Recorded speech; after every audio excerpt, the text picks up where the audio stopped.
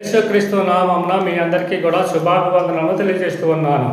ఈరోజు దేవుని యొక్క వాక్యము రోమీలకు రాసిన పత్రిక 8వ అధ్యాయం 10వ వచనంలో దేవుని యొక్క వాక్యము ఈ రీతిగా వ్రాయబడి ఉన్నది.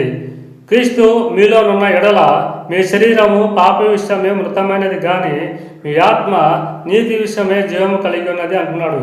గమనించండి ప్రియమైన దేవుని బిడ్డలారా, ఒక మనిషి యేసుక్రీస్తు వారిని తన రక్షకుడుగా అంగీకరించిన తర్వాత ఇక తెలియజేస్తున్నాడు మీలోనున్న ఎడల అనగా ఆ మనిషి జీవించినంత కాలము కూడా యేసుక్రీస్తు తనలో ఉన్నప్పుడు తర్వాత ఆయన చనిపోయాడు అనుకుందాము. ఎవరైనా సరే చనిపోతే ఈ శరీరము మరణము వస్తుందేమో కానీ లేదా మరణిస్తుందేమో కానీ మనలో ఉన్న ఆత్మ జీవము కలిగి ఉన్నది అని లేఖనం తెలియజేస్తుంది.